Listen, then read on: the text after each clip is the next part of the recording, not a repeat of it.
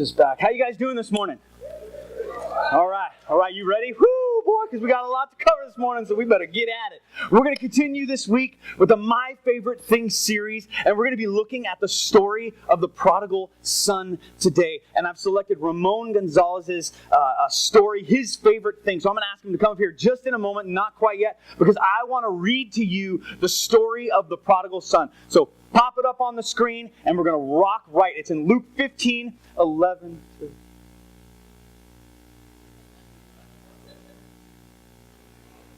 I don't know what you're saying to me, man.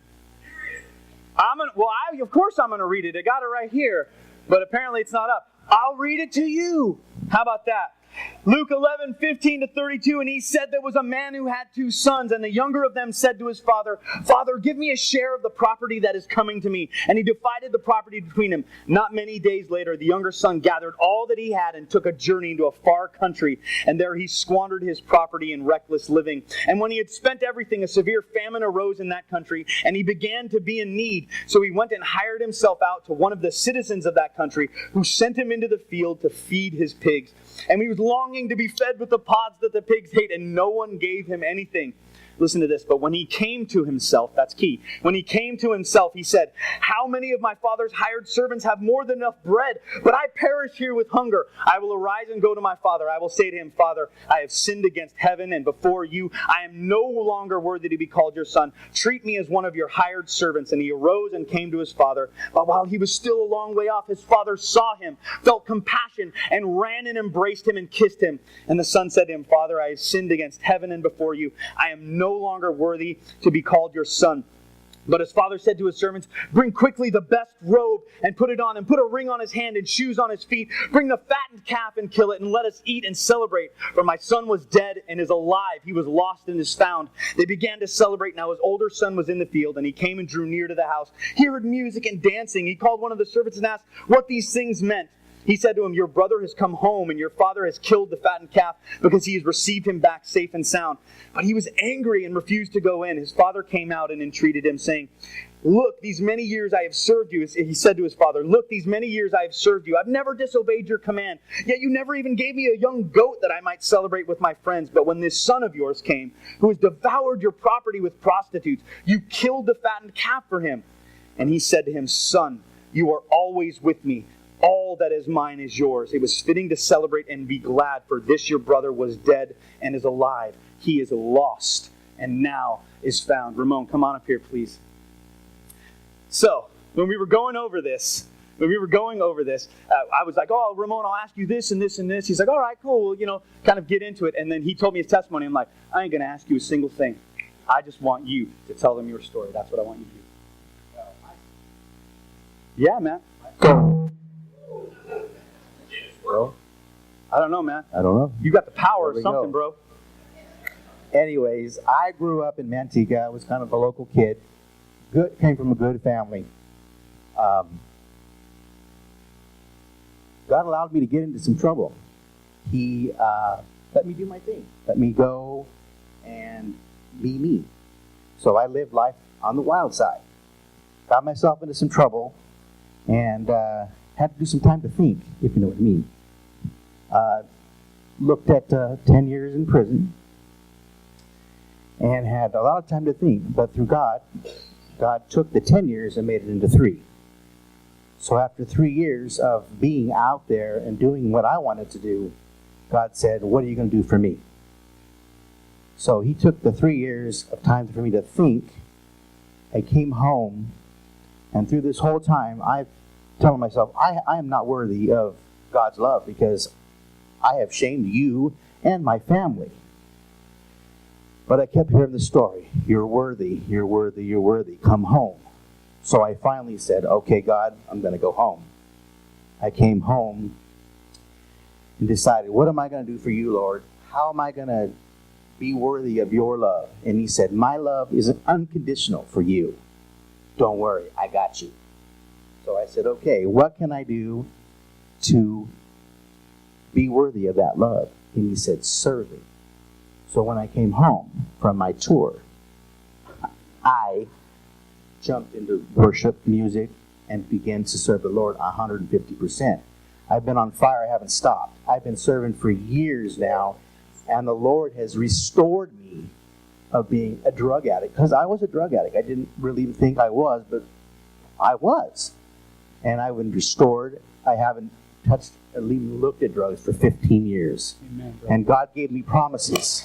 Promised me a good wife. I have that. A home. I have everything I need. But God restored it. He gave it to me all. Wow. Amen. Amen, brother. Thank you so much. Don't you dare leave. Not yet, man. I'm going to pray for you really quickly. I just appreciate you so much, man. Let's pray. Father, I just thank you so much for Ramon. I thank you for his life. I thank you for his testimony, such powerful, powerful testimony of the way that you've worked and restored him within his life, Father. Through that, we gain hope. We gain such encouragement. I thank you for his willingness and courage to share, Father. I pray that that would be the bar for all of us, that we would look and say, we can share with openness and honesty in all things, God, so that you are glorified in it all. In your name we pray. Amen. Thank you, brother. Thank you. Thank you so much. Wow, there is so much power in a testimony. There is so much power in your testimony. So much power in the story of your redemption, but not just in the details of that story, but in the redemptive and restorative nature of God as well. See, your story is always His story when you're in His hands. See, you get the story, He gets the glory. That's kind of how it works. We have to keep sight of that as God adds to your story every single day. See, Ramon has an amazing testimony, but that's not all of his story. That's not it all. It is the redemptive and restorative piece, and that's amazing and unique to him. However, his story, your story, still unfolds every single day of your life. God saved you, and that is the most amazing and loving thing He could possibly ever do. But see, He didn't stop there. He continues on and continues to love. He continues to give. And many of us wander off believing, well, my story's done. He saved me and I don't need to. Don't deceive yourself into thinking that only your testimony, only the testimony of God's redemption for you has any power. All of your story has power. You just need to adjust your perspective to see it. See, because God is working through you and in you constantly. I know that for many of us, this is the only Jesus we get. We come here for an hour once a week. We think that's enough. We come in here and we don't engage with people. We don't serve. We don't give. We sit in the same seat week after week and we think that's enough. Be honest. As you sit in that seat, do you really think that's enough?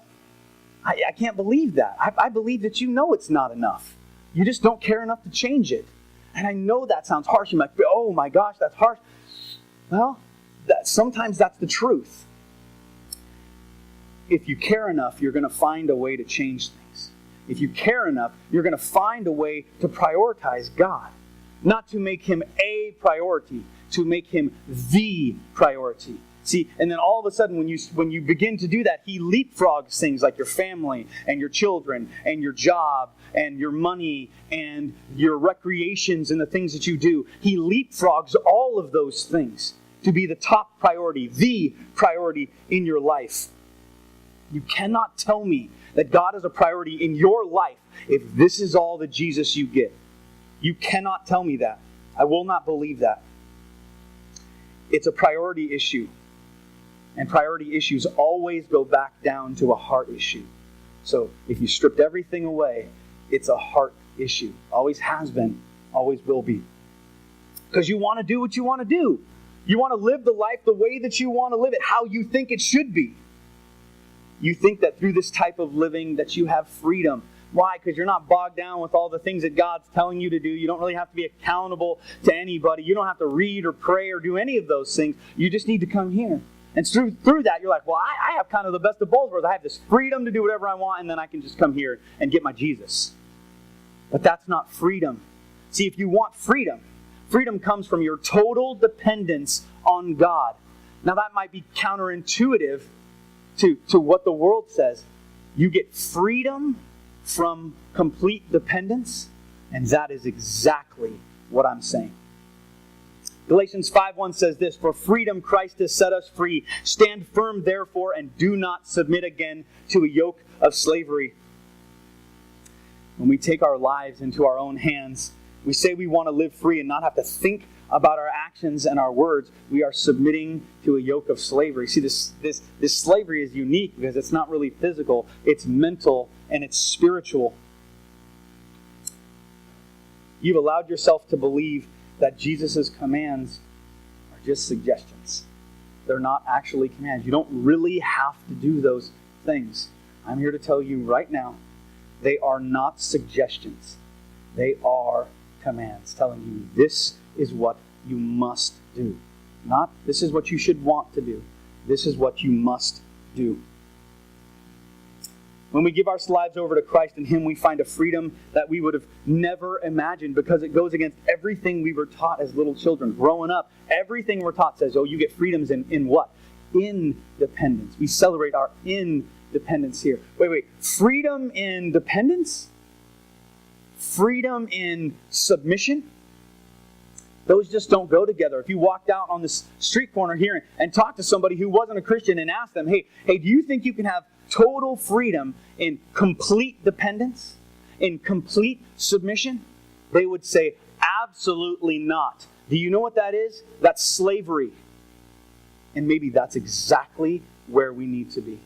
Not a slave to our sin and our desires no longer, but a slave to the one true master in full and complete submission. Listen to what it says in James 4:7. Submit yourselves, therefore, to God. Resist the devil, and he will flee to you. I love James because it talks about submission and resisting. And when we do, the devil will actually flee when we submit ourselves to God fully. It says in Peter 1:5-8, I'm not going to put it up there, but to be sober-minded, because the devil, your adversary, prowls around like a roaring lion, seeking someone to devour. Not the person next to you, you.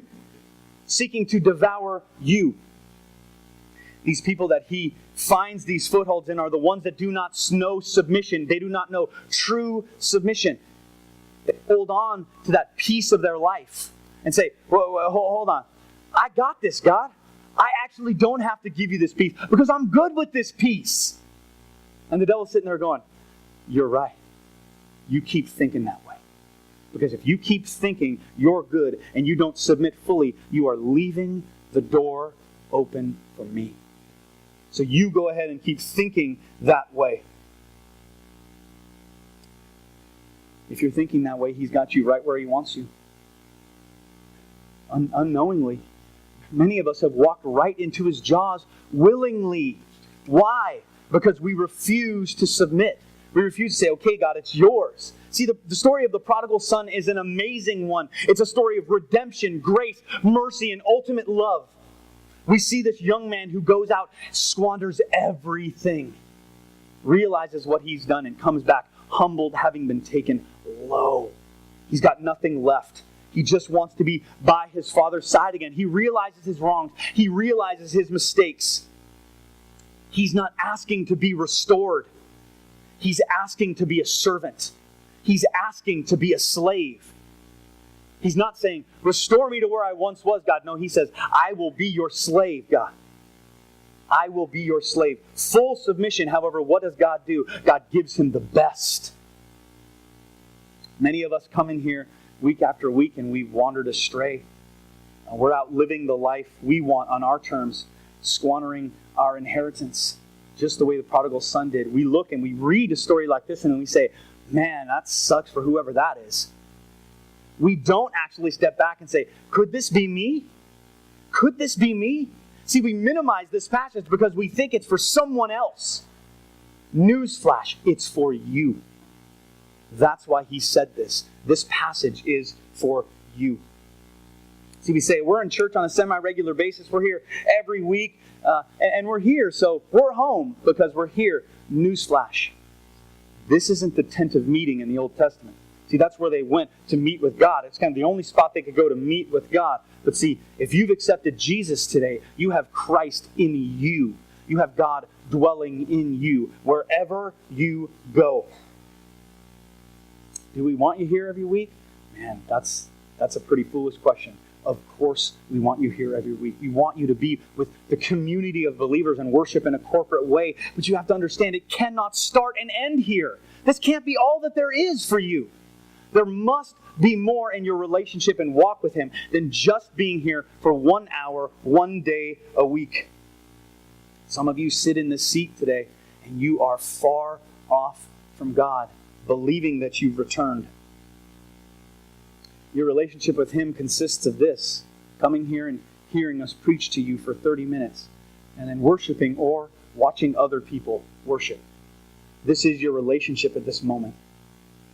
You are the prodigal son, right here, right now. So we think of the prodigal son, well, that must be all the people out there. No, it can be you, right here, right now. This isn't coming back to Jesus. Your relationship with Him must be priority in your life.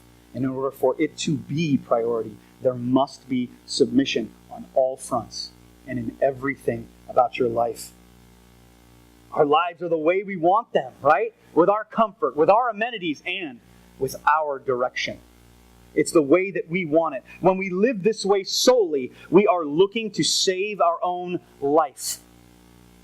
We're looking to preserve the comfortable life that we have. And Jesus has some pretty harsh words about that in Matthew 16:25. Let's pop it up. For whoever would save his life will lose it, but whoever loses his life for my sake will find it. I know I'm convicted about this as well. We can always do more, give more, say more. What is God asking you to do? Ask Him. Because I can guarantee it's not just this. Is this a part of the puzzle? Of course, this is a very important piece, but it's not everything. It cannot be everything for you. The story of the prodigal son is amazing, but do not miss the fact that he came back to his father in total and complete submission. He had lost his life. He had abandoned his plans and desires and came back going, I submit fully to you. Do with me what you will. Whatever you want, I'm ready for. Where is your life today? Is it in your own hands? Or is it in the hands of your Father? I want to make this connection for you guys because I think we can believe that we're back here. But we're actually right around the corner from where we need to be. We're so close, yet so far away. We're being deceived that being here is enough. If you're holding on to your life and desperately trying to see your plans succeed, I'm going to ask you a question. How can you have lost your life if all of your efforts are in an attempt to save it? How truly can you have lost your life if that is the way that you're living? True surrender is what Jesus requires. It's what the prodigal son had to come to the realization. All that he had was his father. See, it says right, remember I wanted you guys to it says, when he came to himself, he started to realize. See, he realized what he had done. He realized where he had gone. And when he came to that realization, he understood where he needed to go. We must come to that realization as well. If you don't understand your need, if you're straying far away and are not looking at where you are in your walk or where you are in your life, then you will never see your need to come back to Jesus. You'll continue in the ways that you've always done. I want to encourage you. I really do. And I know we've had a hard subject, but man, this is a hard subject. And there might be some of you out here that feel offended and might have turned your minds off. Don't you dare do that. Because the only person you're hurting is you. That's the only person you're hurting. I want to encourage you that no matter how far you've strayed, no matter what detestable acts you've done or continue to do, there is always a way back. As long as you have breath in your lungs, it is not too late to come back to Him. However, there is an urgency in doing so. See, because you're not guaranteed even another breath, another moment. You could walk out here and drop dead on the concrete as you walk out. So there is an urgency for you to begin taking steps to come back to Him. I want you to have that urgency when you look at your life and your relationship with God. I'm going to read a part of the prodigal son story again. I'm going to read it again, and I want you to listen carefully to this. This is Luke 15, verses 20 to 24. He arose and came to his father, but while he was still a long way off, his father saw him and felt compassion, ran and embraced him and kissed him. And the son said to him, Father, I have sinned against heaven and before you. I am no longer worthy to be called your son. But the father said to his servants, bring quickly the best robe, put it on him, bring a ring on his hand, shoes on his feet, bring the fattened calf and kill it. Let us eat and celebrate, for my son was dead and is alive again. He was lost and is found. And they began to celebrate. When he came back to his father, they rejoiced and they celebrated. Listen, he's like, get the fattened calf and get that sucker out here and let's kill that thing. Listen, they saved that only for the best celebrations, only for the top-notch things. That's why his son was like, dude, you wouldn't even give me a goat. Like, and he gets the fattened calf, the best of the best?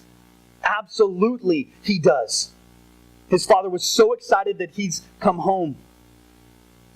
I want you to understand that when you stray far away, you break God's heart. His heart is breaking for you when you abandon him and live your own life. Just like in the story, it wasn't the son's mission to break his dad's heart. He wasn't like, I'm going to take this stuff and I'm going to show you. You're going to be so heartbroken. That's exactly what I want. No, he only thought about himself and what he wanted and his desires. Listen, the father showed no care to hold over his son's head all of the wrong things that he's done. See, when he came back to his father wasn't like, well, son, what have you done? Let's see, you've done this and this and this. Was there any mention of that at all? God is not looking for ways to manipulate you into coming back to him. He doesn't need to do that. God is not looking for ways to make you pay for all the wrongs that you've done. In fact, he provided a way. When Jesus Christ went to that cross, he took your sin, your shame, your guilt, and everything else with it. Do you think for a moment that he would want to minimize the sacrifice of his son to manipulate you into living a life for him? There is no way that he does that. God wants you to live for him because you love him and you trust him when he says things like, when you lose your life for my sake, you're going to find it in me. To lay down everything that you are for the sake of everything that he is. If you look at Jesus' teaching right before this, he emphasizes God's desire for the lost. The fact that God is very interested in finding those who have gone astray. It starts off with the parable of the lost sheep in Luke 15, 1-7, and continues with the parable of the lost coin in verses 8 to 10. We see the value that God puts on the lost, so much immense value that he actually says the shepherd will leave the 99 to go in search of the one that is lost. That is how much he cares for you. I want you to listen to this parable of the lost sheep because it directly relates to the parable that Jesus would teach just moments later, which is the prodigal son. Luke 15, 1-7. Now tax collectors and sinners were drawing near to him, and the Pharisees and scribes grumbled, saying, this man receives sinners and eats with them. So he told them this parable. Jesus said this, what man of you having 100 sheep, if he has lost one, does not leave the 99 in the open country and go after the one that is lost until he finds it? And when he has found it, he lays it on his shoulders, rejoicing. And when he comes home, he calls together his friends and his neighbors, saying to them, rejoice with me, for I have found my sheep that was lost. Just so I tell you, there will be more joy in heaven over one sinner who repents than over 99 righteous persons who need no repentance. Listen to me, the angels in heaven are waiting for your return. They have horns in hand, they have streamers at the ready, and they are waiting to celebrate you coming home. There's no shame in saying, I'm going to leave my life behind and come back to God. Listen, because it takes more strength and courage to come home than it ever did to leave. Find that in him and understand that he is standing at the edge of the field waiting, looking in the distance for you, waiting for you with open arms, with compassion, love, mercy, and forgiveness, waiting to rejoice with you, and all of heaven waits with him. The first step is understanding where you are. Take a step back and ask yourself, where am I in my relationship with God? Are you living for yourself? Are you living two separate lives? One for an hour when you're here on Sunday morning, and then another for the other 6 days? Are you living with two different groups of people in your life? Like, what does your life really look like? Are you holding on to your life this morning because you have a desperate desire to save it? I want you to feel encouraged this morning. I want you to feel empowered that you can do this. With this power, you can leave your life behind and you can begin taking steps to come back home to him. It starts with the realization of where you are, just like it did for the prodigal son. He came to himself and realized all that he had done. Many times we lead these lives, we walk these paths because we believe it's best for our life. We're not necessarily being disobedient just for the sake of being disobedient. We truly believe that we're doing what is best for us. Yet we do not consider. We have not even thought of the one who holds our life in his hands.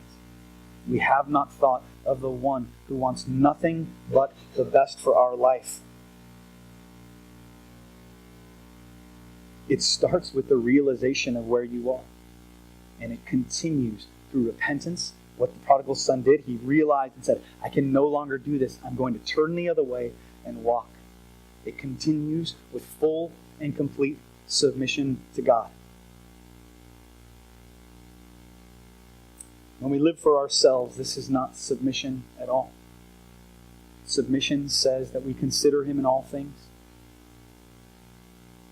that we seek him in all things, and that we submit to him in all things, looking to be on his path and his course for our life, not our own. Listen to me today, that it does not matter how far you've strayed, whether you are right around the corner or whether you are a million miles away. There is always a way back.